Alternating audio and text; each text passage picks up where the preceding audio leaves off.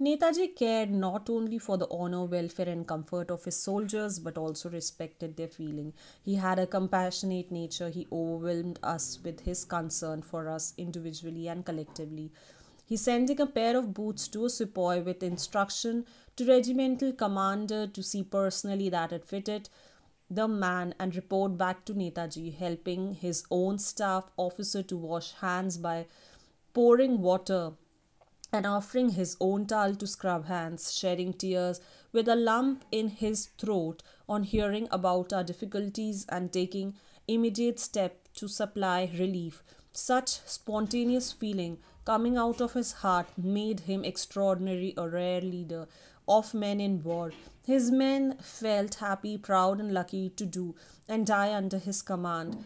It was this relationship which kept up our moral in spirit of all our difficulties and deficiencies. Okay, अब यहाँ पर नेताजी की तारीफ बताई जा रही है कि उनमें क्या अच्छे गुण थे। वो हर एक सिपाही जो उनके अंडर जो सोल्जर था उसकी ऑनर, वेलफेयर, कंफर्ट का ध्यान रखते थे, उनकी फीलिंग्स को रिस्पेक्ट करते थे। जनरली ऐसा होता है, कोई कुछ बोलता है तो उनकी बातों को नज़रअंदाज किया जाता है। जो उनके हेड होते हैं वो उनकी बातों को ज़्यादा ध्यान नहीं देते, मगर ये देते थे, ये हर चीज़ को ध्यान देते थे, रिस्पेक्ट करते थे उनकी फीलिंग्स को।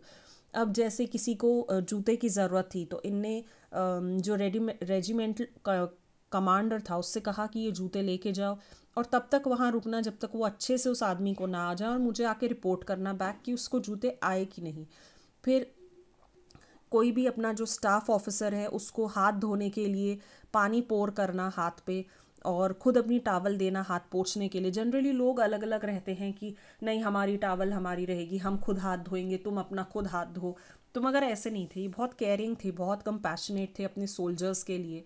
और कोई भी सप्लाई, रिलीफ सप्लाई करनी हो, कोई परेशानी हो, कोई डिफ़िकल्टी हो, डेफिशिएंसी हो और कोई मुसीबत में हो तो वो अलग से दिखता था कि वो तकलीफ़ में आ जाते थे। उनको मन भर आता था उनका किसी और की तकलीफ़ देख के। ये सारी चीज़ें देख के लोगों को बहुत ज़्यादा ही अच्छा लगता था। उनके सोल्जर्स को वो बहुत लकी फील करते थे कि हमें इतने अच्छे कमांडर मिले हैं और इसी वजह से वो उनके साथ रहना चाहते थे और उनके ऑर्डर पे मरने को भी तैयार थे। इतने वो लीडर अच्छे थे। Netaji's knowledge of history of war fought on different battlefields of the world could easily surpass the knowledge of any seasoned general. He read a lot and did his homework on the subject he had to deal with. When he had to see anybody, he would learn all about the and person and his problems about before the interview. The result was the man could go back happy and contented that the supreme commander knew him intimately. An interview with Netaji went a long way in creating that confidence without which it is impossible to wage a revolutionary war.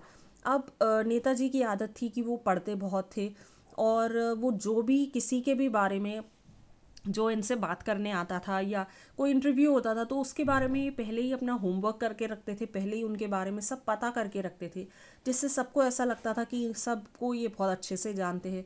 और यही चीज़ थी जो इनमें एक उनको अलग करती थी।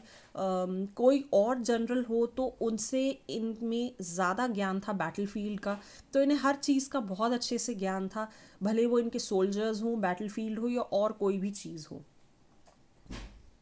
He had a gift of judging the character of a man, which served him to put the right man at the right place at the right time and the right job. He picked up some of us from the dust and made heroes out of us. अब उनको ये बात बहुत अच्छे से पता थी कि किसके कैरेक्टर में क्या है, वो जज कर लेते थे। लोगों को देख के पता करना कि वो इंसान कैसा है या उसमें क्या गुण है या क्या दोष है, वो चीज़ पता कर लेना उनको बहुत अच्छे से आता था। इसलिए वो सही इंसान को सही जगह पे, सही वक्त पे और सही काम पे लगाते थे, जिससे कि वो लोग जो बिल्कुल छोटी पोस्ट पे थे या बिल्कुल कुछ भी नहीं थे, उनको इनने हीरोज़ बना दिया क्योंकि उनमें कुछ गुण थे जो इनने देखे थे। He never failed to appreciate when appreciation was due. A good word from him made us to strive to do our job well. He had a very kind heart, so kind that he never punished anybody. He always gave a defaulter an advice so that the defaulter could improve himself. अब जहाँ पर तारीफ़ की ज़रूरत थी ये हमेशा उसको तारीफ़ करके बताते थे, वो जो भी सोल्जर होता था या जिसको भी। और इसी वजह से सब अपना काम इतना अच्छा करना चाहते थे कि वो अच्छे शब्द उनको बोले। और जब भी कहीं कोई इंसान कुछ गलत करता था तो ये उस जन को वो भी बताते थे, मगर ये कभी पनिश नहीं करते थे। उनका वो बहुत काइंड थे, तो उनको ये पनिशमेंट टाइप चीज़ें अच्छी नहीं लगती थी। जैसे अक्सर होता है सोल्जर्स में, कहते कि इस ग्राउंड के 10 चक्कर लगा के आओ या ये वाला काम करो एक्स्ट्रा क्योंकि आपने गलत किया है कुछ। तो वो ऐसे किसी को पनिश नहीं करते थे, वो बस ये बता दिया करते थे कि तुमने ये गलती करी है और इसको अपने आप को इम्प्रूव करो। He had remarkable power of observation and could predict an eventuality correctly. Once he wrote a small note to me on the margin of the routine order. It was scribbled in his own hand. Page number 117.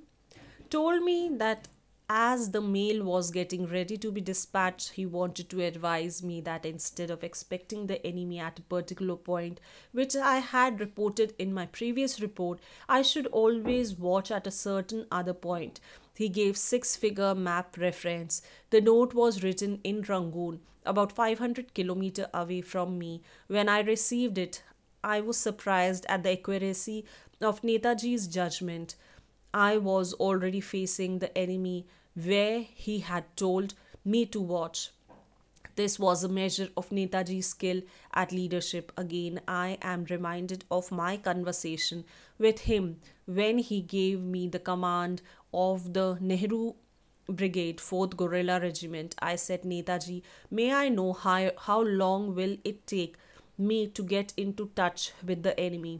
Okay अब यहाँ पर इनने letter लिखा था इनको, और इनने पहले ही बता दिया था कि जब आपको छुपना है या जहाँ आपको आपका रूटीन ऑर्डर है, जहाँ भी आपको जाना है, वो आप ये बात ध्यान रखें कि वो जो सामने एनिमी एक ही जगह से नहीं आएगा, 6 अलग जगह से आ सकता है। उन्होंने वो 6 अलग रेफरेंस पॉइंट मार्क भी किए थे मैप में।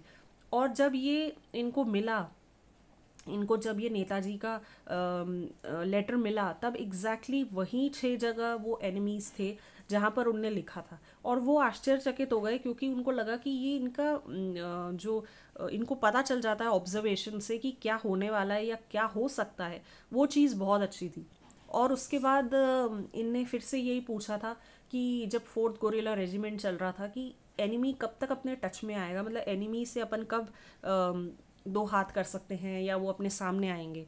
नेताजी's reply was, well, you are already on the foremost defended locality. There are no position held between you and the enemy.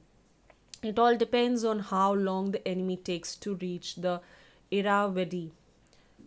The initiative lies with him. You may be lucky to get 60 to 70 days before you are attacked, I guess. अब उन्हें ये भी बता दिया था कि 60 से 70 दिन लगेंगे जब वो एनिमी यहाँ पहुँच पाएगा, क्योंकि जो पोजीशन इनने बना के रखी थी वो पूरी बहुत अच्छे से बना के रखी थी, अपने आप को डिफेंड करके रखा था। वो जगह बहुत अच्छी थी, जिस वजह से एनिमी को इस जगह पहुंचने में कम से कम 60 से 70 दिन लगते, तो इसलिए वो एनिमी को आने में भी बहुत टाइम लगेगा यहाँ तक।